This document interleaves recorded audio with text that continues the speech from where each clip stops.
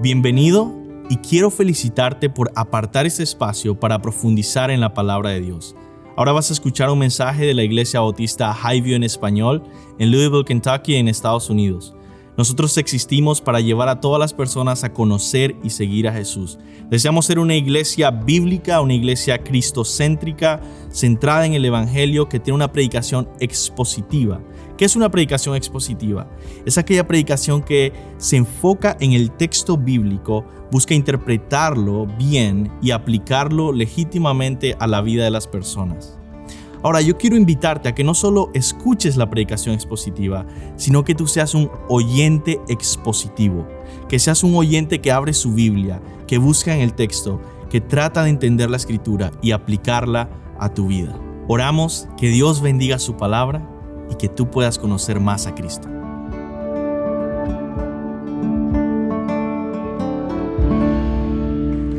Amén. Pueden tomar asiento. Y bueno, qué emocionado estoy yo por la palabra de Dios hoy. Vamos a terminar el día de hoy con Éxodo. Hoy es el día final de nuestra serie de sermones a través de Éxodo.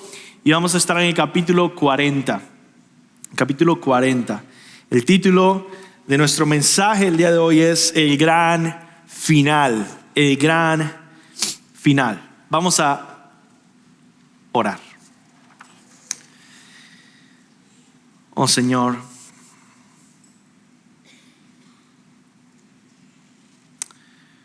tú conoces el corazón de cada persona que está aquí, la necesidad que tenemos de conocerte, de escuchar tu palabra, de encontrarnos contigo. Tú conoces que hay personas que están perdidas en sus pecados aquí mismo. Necesitan tu salvación. Personas que son cristianas pero están desanimados y te necesitan, Señor. Tu iglesia necesita ser pastoreada por ti, por tu palabra. Ayúdanos a alimentarnos de tu palabra en este capítulo final de Éxodo. En el nombre de Jesús. Amén. La palabra de Dios dice: Entonces el Señor habló a Moisés y le dijo: El primer día del mes primero levantarás el tabernáculo de la tienda de reunión. Pondrás allí el arca del testimonio y cubrirás el arca con el velo. Meterás la mesa y pondrás en orden lo que va sobre ella. Meterás también el candelabro y colocarás encima sus lámparas. Asimismo pondrás el altar de oro para el incienso delante del arca del testimonio y colocarás las cortinas de la entrada del tabernáculo. Pondrás el altar del holocausto delante de la entrada del tabernáculo y de la tienda de reunión. Después colocarás la pila de entre la tienda de reunión y el altar. Pondrás agua en ella. Pondrás el atrio alrededor y colgarás el velo a la entrada del atrio. Luego tomarás el aceite de la unción y ungirás el tabernáculo y todo lo que hay en él. Lo consagrarás con todos sus utensilios y serán santos.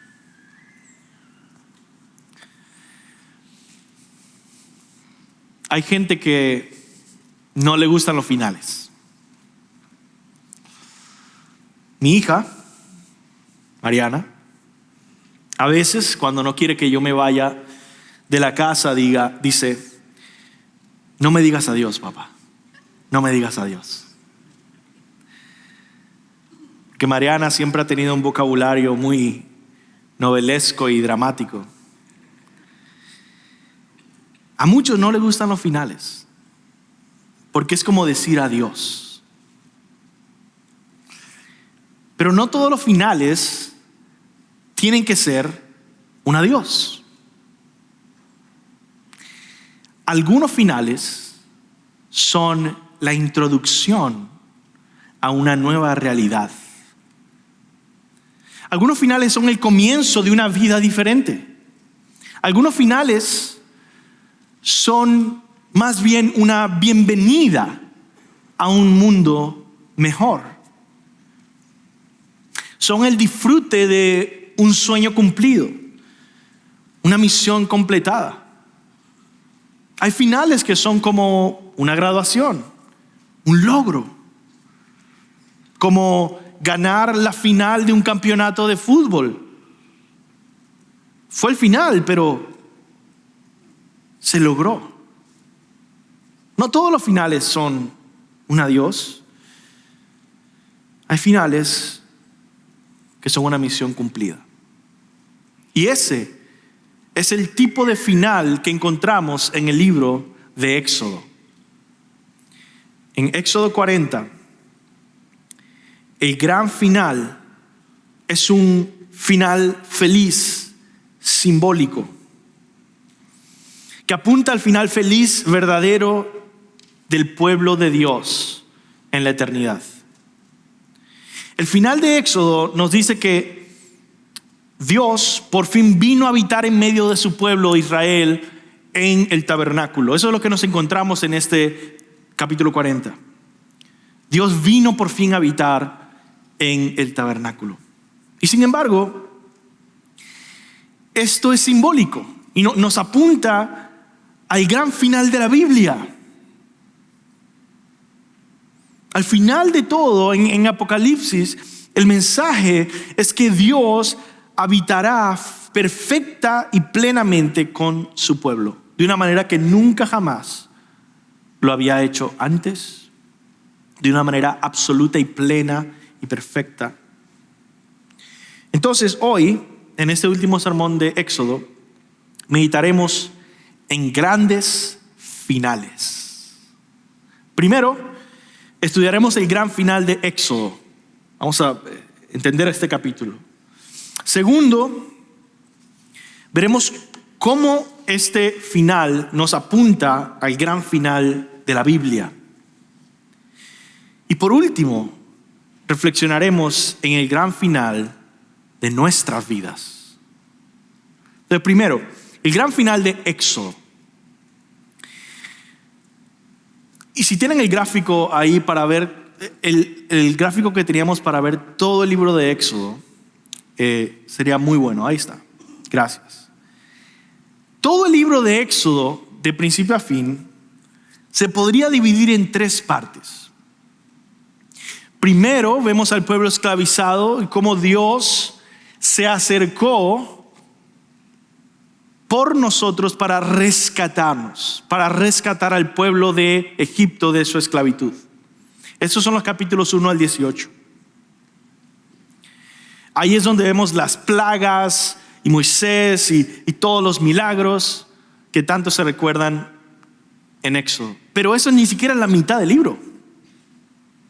Después viene la segunda mitad, donde Dios está sobre nosotros, es decir, sobre Israel, poniendo su ley, su orden en toda la sociedad y da todos los 10 mandamientos, las leyes, su revelación de cómo gobernar la vida del pueblo. Ese es el capítulo 19 al 24. Y luego del 25 hasta el 40, vemos cómo Dios pasa a vivir o quiere vivir con su pueblo, quiere mudarse a vivir en medio de su pueblo, construyendo un tabernáculo y todo un sistema de sacerdotes y rituales que hacen posible que un pueblo pecador pueda convivir con un Dios santo, sin que el pueblo sea destruido y consumido por la santidad perfecta y pura de Dios, que destruye toda tiniebla. Así entonces llegamos a este último capítulo. En esta sección final es donde vemos el gran pecado del becerro de oro que Israel hizo. Justo cuando Dios estaba estableciendo su pacto con ellos, ellos rompieron su pacto e hicieron que Dios los condenara, su ira estuviera sobre ellos y que hubiera muerte, 3,000 muertos en medio de ellos y que hubiera una separación de Dios. Dios ya no podía habitar en su pueblo. Más bien se aparecía fuera del campamento. Luego, por medio de la intercesión de Moisés, Dios dijo que está bien, que los iba a perdonar y que iba a renovar su pacto y iba a reconciliar entonces al pueblo pecador con el Dios Santo. El perdón de Dios, la restauración de Dios. Y vemos finalmente la semana pasada el arrepentimiento del pueblo, obrando no solo con palabras, pero con acciones, su generosidad al dar su servicio diligente a construir todas las cosas que Dios dijo que construyeran, y las ropas de los sacerdotes y el tabernáculo y los artefactos que iban a ir adentro. Y vemos que había esta reconciliación. Y ahora llegamos al capítulo 40, donde es el gran final. Ahora Dios le dice a Moisés, y este capítulo se puede dividir en 4 partes. Primero, Dios le dice a Moisés que levante el tabernáculo. En la segunda parte del capítulo dice que le dice a Moisés que consagre, o la consagración de todos los artefactos y todas las cosas del tabernáculo. En tercer lugar, vemos cómo Moisés obedece todo lo que Dios le dice y se narra cómo él hace todo esto según las instrucciones de Dios. Y por último, el final del capítulo 40 es que ya cuando todo está hecho, ya cuando todo está levantado, ya cuando todo está consagrado, Dios viene a habitar en el tabernáculo. Y sin embargo, Moisés no puede entrar. Y Dios está ahí y se acaba el libro de Éxodo. Vamos a ir paso por paso en estas 4 secciones del capítulo para entender el gran final de Éxodo. Primero, Dios le pide levantar su casa, versículos 1 al 8. El tabernáculo será finalmente construido. Y esto es una buena señal, porque Dios les dice básicamente: yo ahora por fin sí voy a habitar en medio de ustedes. Moisés levanta el tabernáculo. A ver, versículo 1 y 2. Entonces el Señor habló a Moisés y le dijo: el primer día del mes primero levantarás el tabernáculo de la tienda de reunión. Fíjense que Dios dice esto el día 1 del año, el primer día del año, del año judío. ¿Qué significa esto? Bueno, con esto Dios estaba comunicando un nuevo comienzo, una restauración de su relación con Dios, de Dios con su pueblo, y una anticipación del nuevo comienzo que sería la redención de todas las cosas en el futuro. Ahora, confirmamos esta lectura y esta interpretación cuando nos damos cuenta de que cuando vamos al libro de Génesis, que también escribió Moisés, leemos que este es el mismo día, el día 1, en el que Dios eligió que Noé viera que la tierra después del diluvio estaba seca. Y que que Noé llenara su corazón de esperanza de un nuevo comienzo después de pasar todos los días que pasó en el arca, en ese diluvio. Leemos esto: sucedió que en el año 601 de Noé, en el mes primero, en el día primero del mes, las aguas se secaron sobre la tierra. Y Noé quitó la cubierta del arca, miró, y aquí que la faz de la tierra estaba seca. También este primer día del año nos recuerda a lo que Dios hizo en Egipto. ¿Por qué? Porque ese fue el día en el que Israel salió de Egipto. El primer día del primer mes del año fue el día en el que Israel salió de Egipto. Y ese es el día en el que se celebra la fiesta judía de la Pascua. Entienden que ese es el día en el que Jesucristo murió, en la celebración de la Pascua.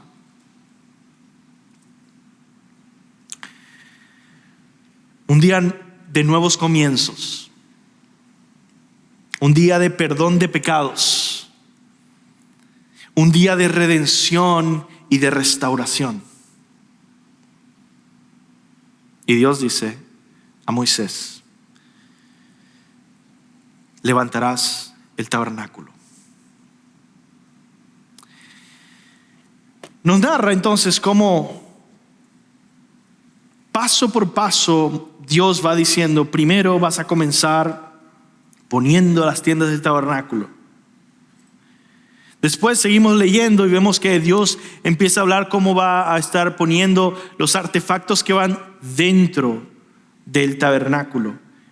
Habla del arca del pacto siendo cubierta por un velo. Vemos en el versículo 3: pondrás allí el arca del testimonio, le cubrirás el arca con un velo, meterás la mesa de los panes, el candelabro y la mesa de incienso. Y luego vamos a ver que sale fuera del pequeño tabernáculo a la siguiente sección y empieza Dios a hablar de que Moisés debe establecer el altar de bronce donde se van a hacer los sacrificios frente al tabernáculo y poner una pila o una fuente de agua donde se van a hacer los lavados los sacerdotes que lo purifican ritualmente.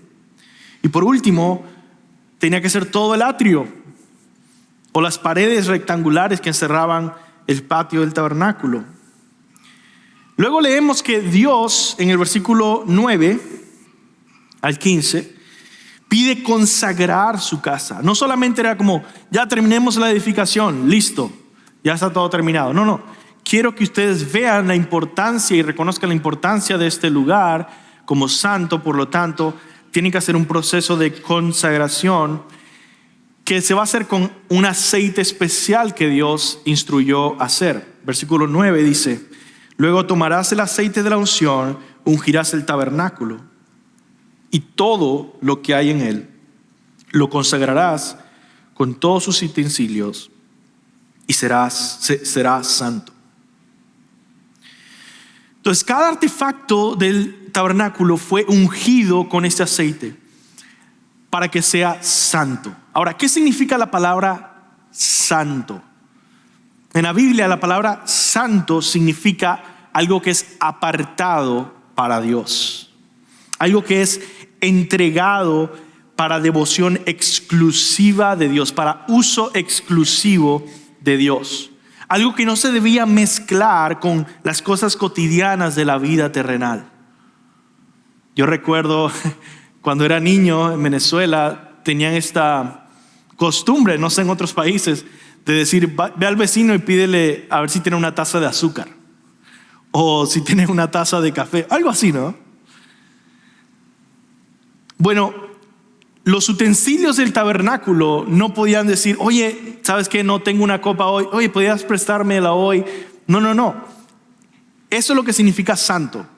Es exclusivamente para el uso de Dios y para ningún otro uso. Por eso cuando hablamos de que tú eres santo, el apóstol Pablo le llama a todos los cristianos santos. A los santos que están reunidos en Louisville, en Highview en español, son ustedes. ¿Por qué? Porque ustedes son de Cristo y de nadie más. Y viven para Cristo y para nadie más. Así, todas esas cosas debían ser ungidas y simbolizadas que esto es exclusivo para el uso de las cosas de Dios, objetos apartados para Dios. Luego se menciona objetos sagrados fuera de la tienda de reunión. Vemos en el capítulo, se menciona el altar de bronce, donde se ofrecían sacrificios, tenían que ungirse.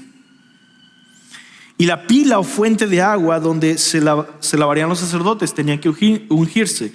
Y finalmente leemos que los sacerdotes debían ser consagrados. Versículo 12: entonces harás que Aarón y sus hijos se acerquen a la entrada de la tienda de reunión y los lavarás con agua, y vestirás a Aarón con las vestiduras sagradas y lo ungirás y lo consagrarás para que sirva como sacerdote. También harás que sus hijos se acerquen y les pondrás las túnicas. Los ungirás como ungiste a su padre para que me sirvan como sacerdotes. Su unción les servirá para el sacerdocio perpetuo por todas sus generaciones. Vemos entonces la tercera parte del capítulo es que Moisés arma el tabernáculo. Versículo 16, vemos esa transición. Léanlo ustedes ahí conmigo. Mire, dice, así Moisés lo hizo conforme a todo lo que el Señor había mandado, así lo hizo. Y en el primer mes del año segundo, el día primero del mes, el tabernáculo fue levantado. Y entonces ahí empieza el capítulo a describir cómo Moisés levantó todas las cosas, el tabernáculo, todos los objetos, los consagró, hizo todo lo que acabamos de decir que Dios le pidió hacer. Lo hizo con precisión. Y eso nuevamente nos muestra un contraste con el pecado del becerro de oro que acabamos de leer hace unos capítulos atrás, donde Dios había dicho, no harás imágenes de mí, ni de animales, ni de nada en la tierra, ni en el cielo que me represente. ¿Por qué? Porque Dios quiere ser adorado no por medios visuales que traten de representarlo, porque esto lo distorsiona. Dios es adorado escrituralmente o por medio de su palabra, escuchar su palabra, meditar en la palabra y ser transformados por su palabra. Y Dios prohíbe estas imágenes y a ellos descuidadamente no les importa y hacen este becerro de oro para representar a Jehová, el Dios fuerte que nos sacó de Egipto. Terrible pecado ante Dios. Pero ahora vemos este contraste. Moisés hace todo exactamente como Dios le dijo que lo hiciera. Fue fiel a la palabra, a las instrucciones de Dios. Vemos eso en el versículo 16. Así Moisés lo hizo conforme a todo lo que el Señor le había mandado, así lo hizo. Y en el versículo 33, al final ya de esta sección, dice que Moisés levantó el atrio alrededor del tabernáculo y del altar, colgó la cortina para la entrada, así terminó Moisés la obra. Y esto nos lleva a nuestra última parte del capítulo, versículos 34 al 38 final. Que Dios viene a habitar su casa, a vivir en medio de ellos. Versículo 34 dice, entonces la nube, esta nube gloriosa, esta aparición de Dios cubrió la tienda de reunión y la gloria del Señor llenó el tabernáculo. Moisés no podía entrar en la tienda de reunión porque la nube estaba sobre ella y la gloria del Señor llenaba el tabernáculo. Y en todas sus jornadas, cuando la nube se alzaba de sobre el tabernáculo, los israelitas se ponían en marcha. Pero si la nube no se alzaba, ellos no se ponían en marcha hasta el día que se alzaba. Porque en todas sus jornadas la nube del Señor estaba de día sobre el tabernáculo y de noche había fuego allí a la vista de toda la casa de Israel. Yo quiero que entiendan este final de la siguiente manera. Aquí especialmente muchas hermanas saben cuánto trabajo es ayudar a otra hermana a prepararse para su boda, para un matrimonio, para una boda. Toda la decoración, toda la organización, todo el trabajo que hay que hacer. Ustedes saben eso, ¿verdad? Amén. Mucho trabajo. Y todo ese trabajo es para poner cada detalle, cada decoración, cada mesa, la comida, los manteles, las sillas, cada cosa que se va a poner, si se va a hacer una boda afuera, por ejemplo, todos los detalles. Trabajo arduo, diligente, horas de trabajo, cansancio, dificultad, armándose todo. Y sin embargo, todo eso carece de sentido absoluto si la novia y el novio no se aparecen. Todas esas horas de trabajo, todos esos detalles, desde la flor más pequeña hasta las estructuras más grandes, sirve un solo propósito: recibir la presencia del novio y la novia para que se casen. Asimismo, se nos ha explicado aquí en Éxodo todo el trabajo que se hizo, cada detalle que se puso en todo este tabernáculo. Cada material que se debía usar, cada instrumento, cada persona que colaboró y todo el trabajo que se hizo para poder tener toda esa estructura establecida ahí. Pero carece de sentido si Dios no venía. Así que estaba ya todo levantado, ya todo puesto, ya el trabajo hecho. Y ahora esperar. Y Dios vino. Ese es el final de Éxodo. Ahora, el gran final de Éxodo nos apunta al gran final de la Biblia. Porque este final, por más que sea lleno de gozo y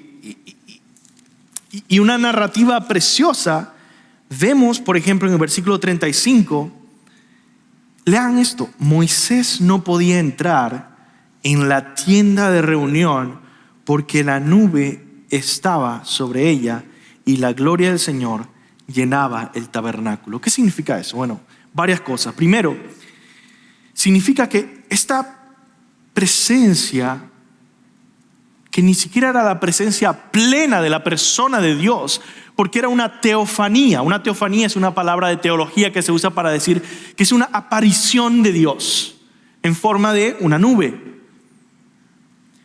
Esa presencia era parcial y simbólica, no era completa, no era perfecta, era una aparición parcial de Dios.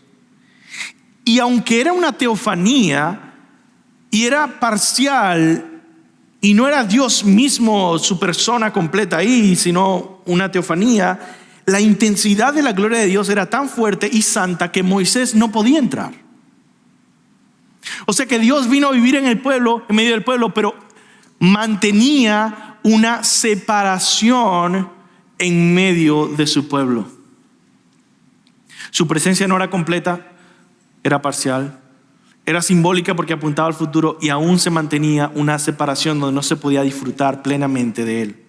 Y es por eso que el gran final de Éxodo no es el gran final de todas las cosas. El final de Éxodo es un final simbólico que nos apunta hacia el verdadero y más perfecto final de la Biblia. Y ahí eso vamos a nuestro segundo punto, y es el gran final de la Biblia. La Biblia menciona una y otra vez un gran final que se describe con gozo, con mucho gozo, luz, celebración y gloria. Pero el gran final de la Biblia también contiene un área de terror, de tormento y de tinieblas. Así la Biblia describe dos realidades que pasan en el gran final de la Biblia.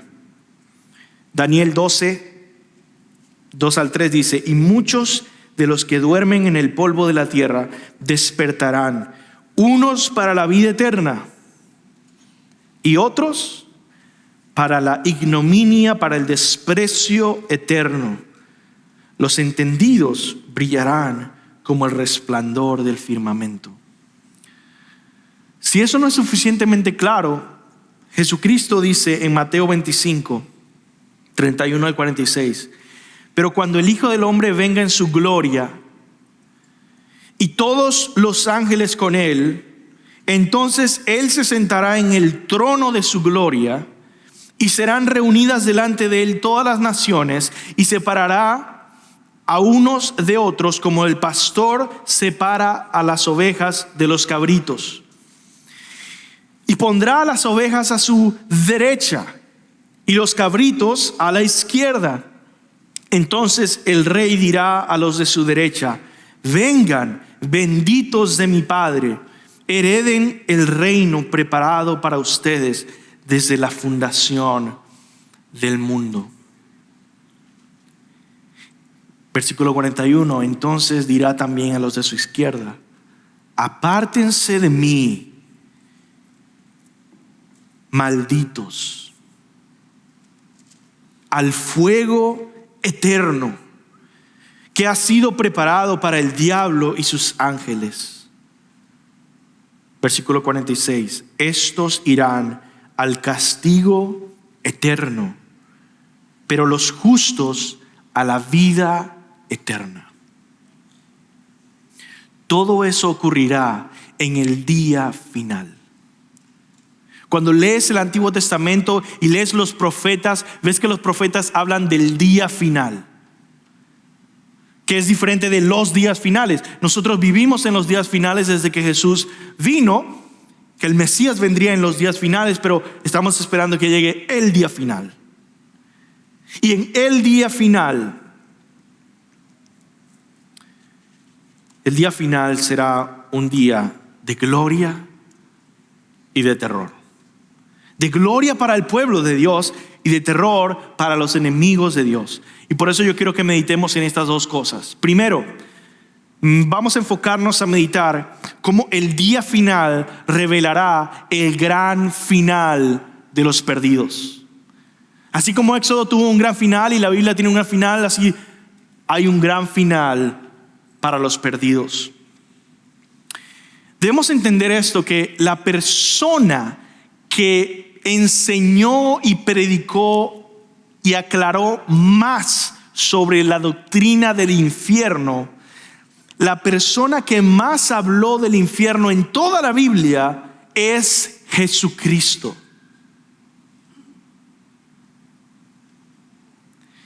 Nadie se compara a Jesucristo en la cantidad de enseñanza sobre el infierno. El escritor J.C. Ryle nos ayuda a meditar en esto diciendo: nadie ha usado tantas palabras para expresar lo terrible que es el infierno como Jesús. El infierno, el fuego del infierno, la condenación del infierno, la condenación eterna, la resurrección de la condenación, el fuego eterno, el lugar de tormentos, de destrucción, de total oscuridad, el gusano que nunca muere, el fuego que nunca se apaga, las lágrimas, los lamentos, el crujir de dientes y el castigo eterno son todos términos que el Señor Jesucristo mismo emplea. La eternidad del infierno es tan claramente afirmada en la Biblia como la eternidad del cielo. Para sorpresa de muchos, quiero aclarar, como siempre aclaro, que el infierno no es el lugar que está completamente alejado de Dios, donde Satanás reina y donde Dios simplemente no está. Sí, es un lugar donde hay una separación de Dios, así como Israel tuvo una separación de Dios, pero una separación en el sentido de que es un lugar donde está ausente no Dios, sino la manifestación de la bondad, la gracia, la misericordia y el amor de Dios. Y solo queda la manifestación del juicio, la ira y la condenación de Dios hacia demonios y hacia seres humanos en rebelión contra Él. Miren lo que dice Mateo 10:28. Jesús dice: no teman a los que matan el cuerpo, pero no pueden matar el alma. Más bien teman a aquel que puede hacer perecer tanto el alma como el cuerpo en el infierno. Está hablando de Dios. La Biblia dice que Jesús mismo es el juez de los condenados. Otra vez, en el infierno no es un lugar que Satanás está cómodo y tranquilo y reinando y gobernando. No. Ahí es donde Dios está juzgando a Satanás y juzgando a los seres humanos rebeldes. Segunda de Tesalonicenses 1, del 7 al 9 dice: cuando el Señor Jesús sea revelado desde el cielo con sus poderosos ángeles en llama de fuego, dando castigo a los que no conocen a Dios y a los que no obedecen al evangelio de nuestro Señor Jesucristo. ¿Escucharon eso? Dice que Jesús va a ser revelado en llama de fuego, dando castigo a los que no conocen a Dios y a los que no obedecen al evangelio de nuestro Señor Jesús. Estos sufrirán el castigo de eterna destrucción, excluidos de la presencia del Señor, esto es la presencia de su bondad y de la gloria de su poder. Juan 5, 22 al 29 también Jesús dice: porque el Padre a nadie juzga, sino que todo juicio dio al Hijo, para que todos honren al Hijo como honran al Padre. El que no honra al Hijo no honra al Padre que le envió. Por lo tanto, el día de la ira y la condenación se acerca. Y cualquiera que se encuentre en sus pecados pagará la justa condenación que debe y se unirá al destino de los demonios. ¿Entendemos eso?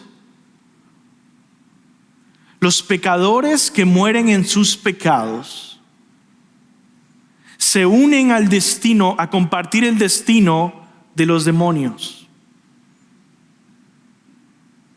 a llevar la condenación eterna de los demonios, a enfrentarse con la santidad y la justicia de un Dios justamente airado por el pecado.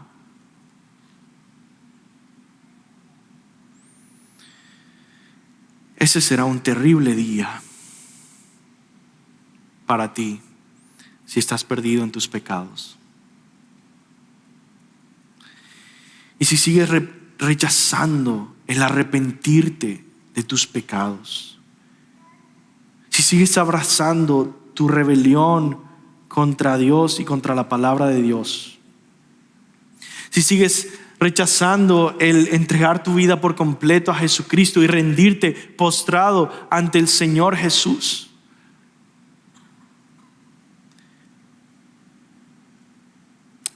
escucha cómo se describe el día de tu condenación. Isaías 13, del 6 al 9 dice: giman, porque cerca está el día del Señor. Vendrá como destrucción del Todopoderoso. Por tanto, todas las manos se debilitarán, el corazón de todo hombre desfallecerá, todos se aterrarán, dolores y angustias se apoderarán de ellos. Como mujer de parto se retorcerán, se mirarán el uno al otro con asombro. Rostros en llamas serán sus rostros. Miren, el día del Señor viene, cruel, con furia y ardiente ira, para convertir en desolación la tierra y exterminar de ella a sus pecadores. Joel 2, del 1 al 3 dice: toquen trompeta en Sión y suenen la alarma en mi santo monte. Tiemblen todos los habitantes de la tierra, porque viene el día del Señor. Ciertamente está cercano, día de tinieblas y densas sombras, día nublado de densa oscuridad, como la aurora sobre los montes se extiende, un pueblo grande y poderoso. Nunca ha habido nada semejante a él, ni tampoco lo habrá después. Por años de muchas generaciones, delante de él consume el fuego, detrás de él abraza la llama, como el huerto del Edén es la tierra delante de él, y detrás de él un desierto desolado. De él nada escapa. Todo este tormento y dolor se contrasta con la invitación gloriosa y maravillosa y generosa del Evangelio de Jesucristo, que el mismo profeta Isaías 55, 6 al 8 dice: busquen al Señor mientras puede ser hallado, llámenlo y tanto que está cerca. Abandone el impío su camino y el hombre malvado sus pensamientos, y vuélvase al Señor, que tendrá de él compasión, al Dios nuestro, que será amplio en perdonar, porque mis pensamientos no son los pensamientos de ustedes, ni sus caminos mis caminos, declara el Señor. ¿Cuáles son estos pensamientos de bien que tiene el Señor? ¿Cuáles son estos gloriosos planes que tiene Él? Bueno, esa es la segunda parte del final de la Biblia. Es que el día final revelará el gran final de los redimidos, de los que han sido rescatados, de los pecadores que han abandonado su pecado y se han rendido por completo al Señor. Y dice: Señor, tómame a mí como tuyo. Yo te quiero como mi Salvador. Te entrego por completo mi vida. Ahora, ¿será tu final el cielo? La descripción bíblica del cielo se centra en decirnos que ahí veremos a Dios. Eso es lo que nos ofrece Dios cuando nos habla del cielo. La Biblia da muy pocos detalles del cielo, de cómo será específicamente. Lo que se enfoca y enfatiza es que ahí está Dios. Así como en Éxodo 40 lo que se enfoca es que la presencia de la gloria de Dios estaba ahí en medio de su pueblo. Eso es lo que se enfatiza cuando hablamos de nuestra esperanza, es que podamos accesar a su presencia.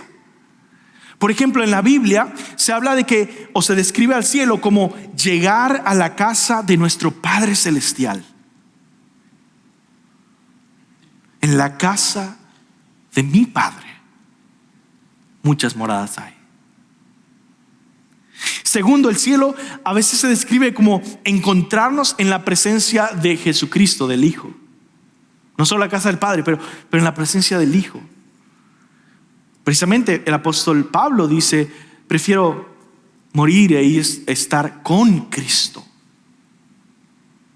En tercer lugar, en Ezequiel 47, precisamente el día final y la gloria se describe como el Espíritu Santo llenándolo todo de vida, como una corriente de un río que pasa por todos lados trayendo vida a todo lugar, donde el Espíritu fluye. De hecho, nueva creación, el nuevo cielo y nueva tierra es precisamente nuevo cielo y nueva tierra del Espíritu. Y nuestros cuerpos serán cuerpos del Espíritu Santo que Él ha hecho para esa realidad. En la eternidad, Dios planea juntar el cielo y la tierra y transformar en gloria toda la creación, de tal manera que todo el universo glorifique y adore a Dios física y espiritualmente. Nuestra esperanza no es flotar como almas eternamente, es la resurrección para vivir en una nuevo cielo y nueva tierra, físicamente y también espiritualmente, porque somos creados como seres físicos y espirituales.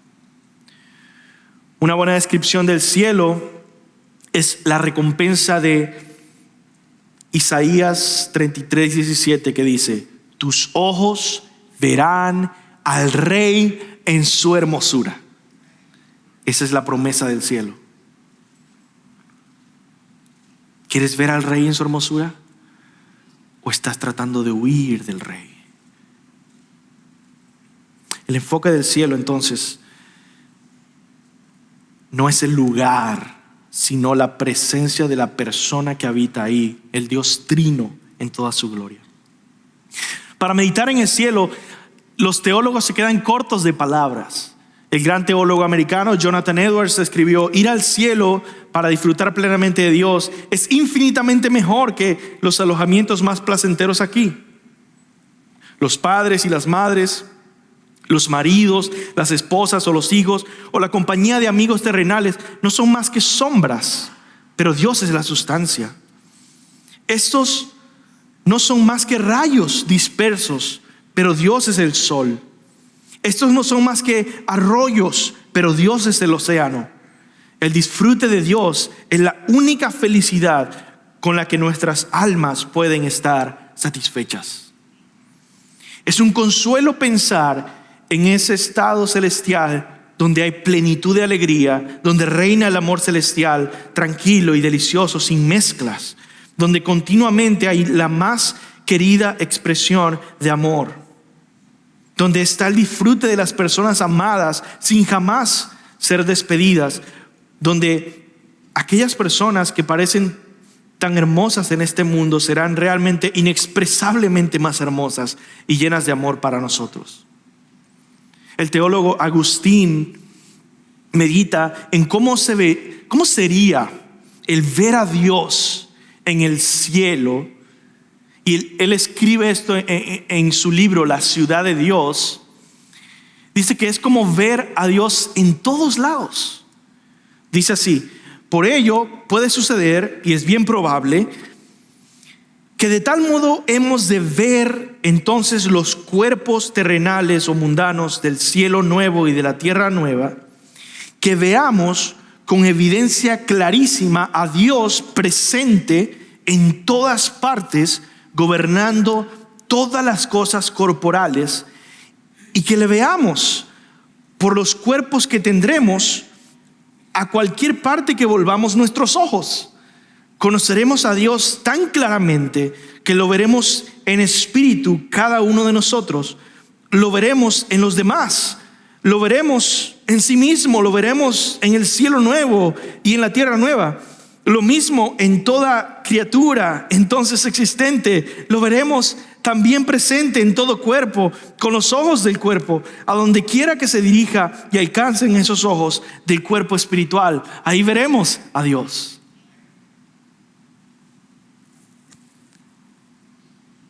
Por favor, quita de tu mente la idea tan indigna de que el cielo es una práctica de coro celestial.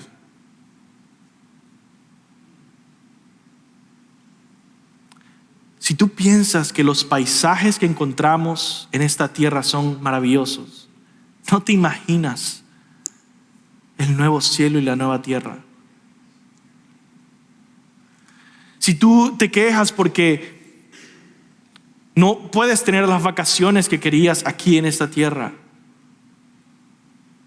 no se te olvide los lugares que visitarás en el nuevo cielo y nueva tierra. Si tú estás dolido, afectado por alguna enfermedad, que no se desanime tu corazón, que pronto esta vida pasará y correrás y andarás gozosamente.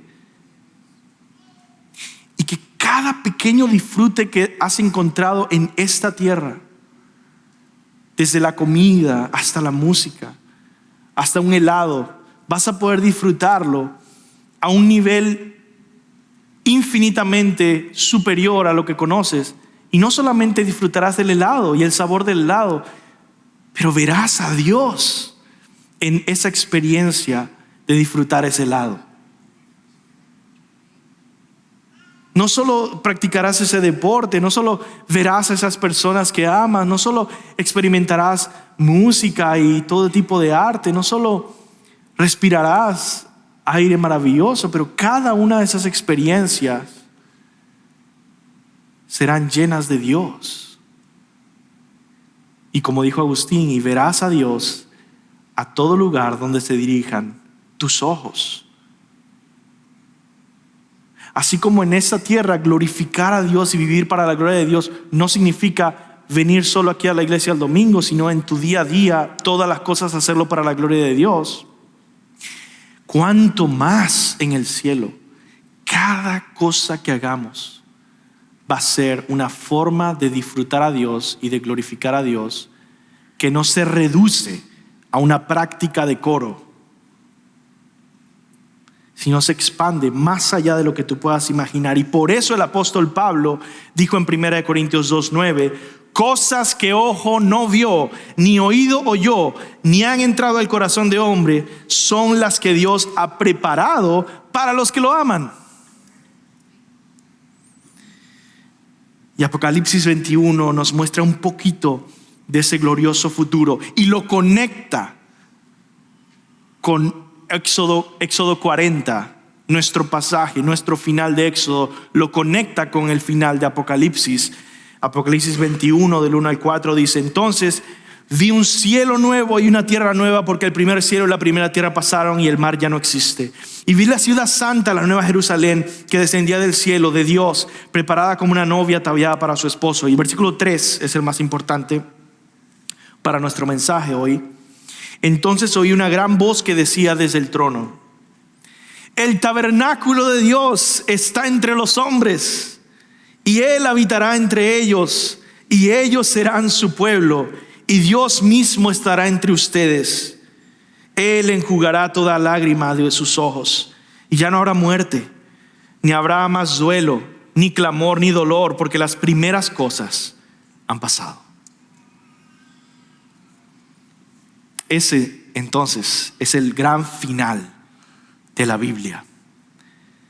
Cuando leemos el capítulo final de Éxodo, vemos una anticipación del final de la Biblia y de nuestro futuro. Se vislumbra un glorioso destino El hogar eterno, la promesa divina, la presencia de Dios nos apunta al futuro donde Dios habitará con su pueblo plenamente y sin necesidad de separación. No una teofanía, sino Dios mismo.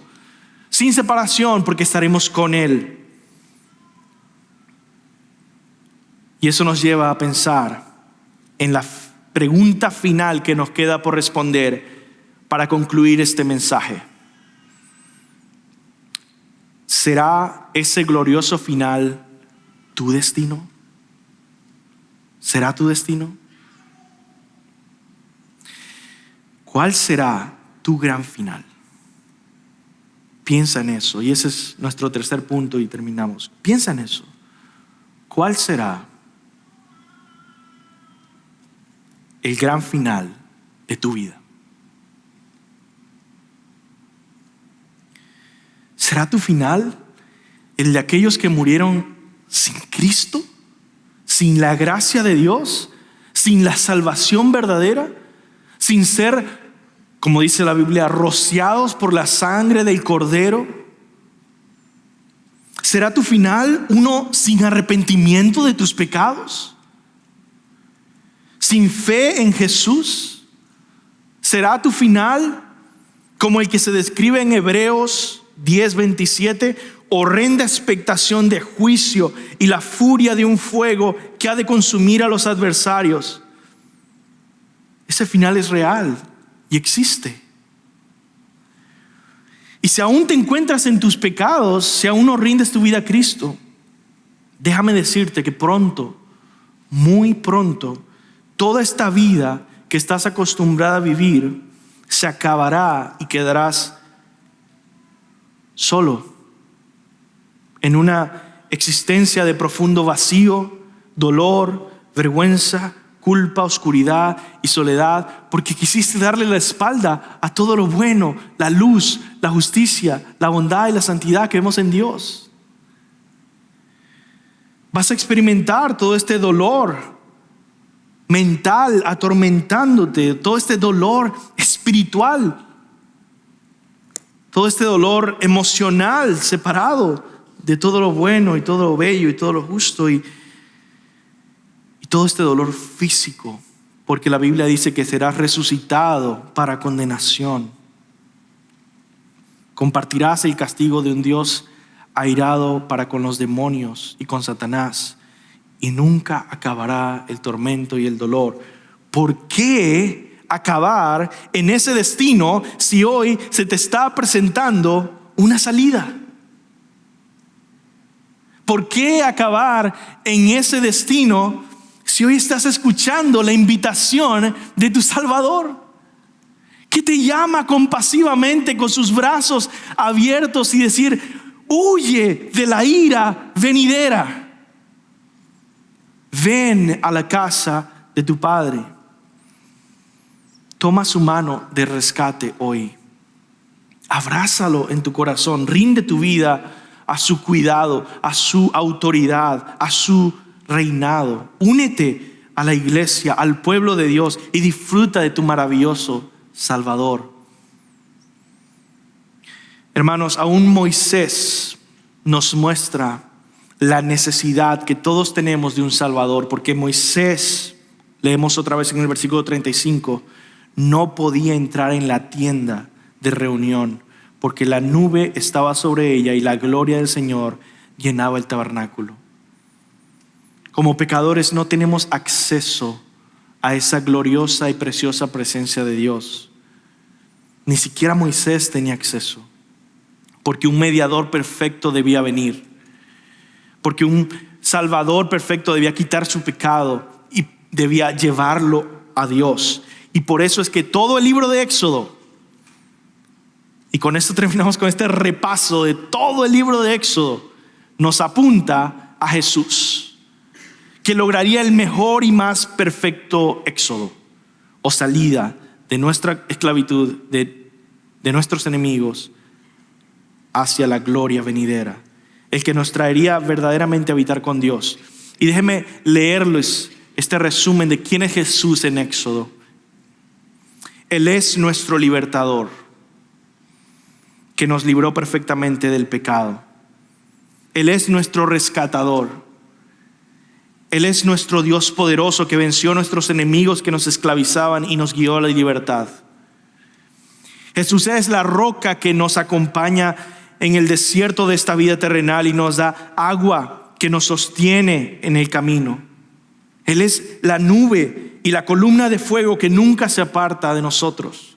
Él es nuestro pan del cielo, nuestro maná y nuestra agua en el desierto. Jesús es nuestro mediador perfecto y verdadero, nuestro intercesor, nuestro abogado que obtiene reconciliación entre Dios y nosotros cuando pecamos. Él es nuestra ley que nos enseña a vivir en la voluntad perfecta de Dios. Jesús es nuestro tabernáculo, donde nos encontramos con Dios. Él es nuestra lámpara de oro.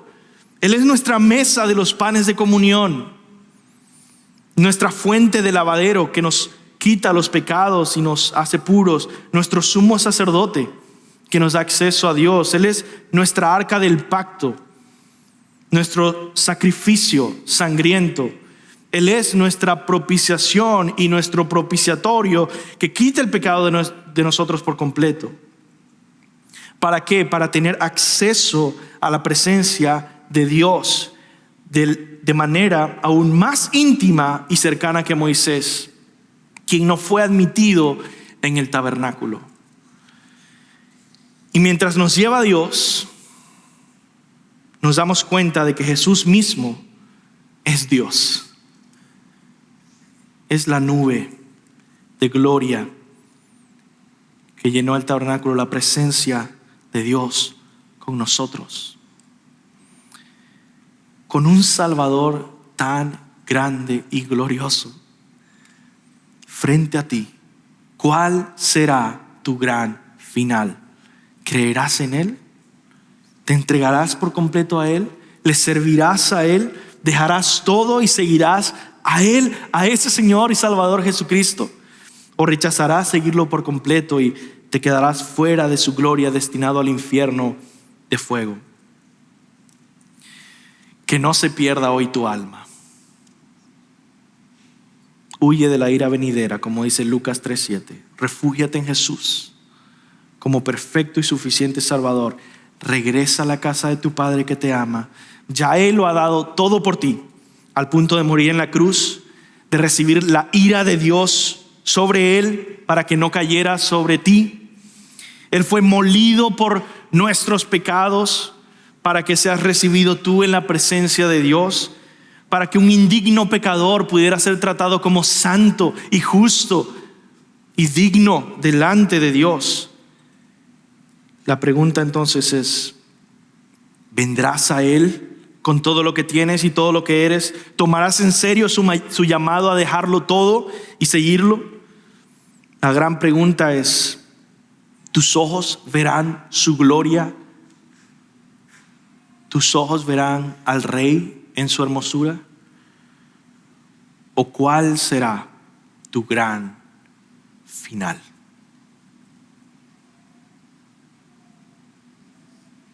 Vamos a orar.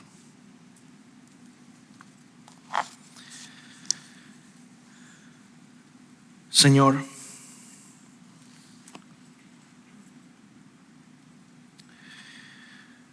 tú conoces, Señor, mi corazón. Tú sabes que no hay nada que te pida yo más en este momento que tú salves de manera real y definitiva a pecadores perdidos que no se han rendido a ti, Señor. Que tú traigas vida a sus corazones. Que vida nueva, que fe verdadera los llene.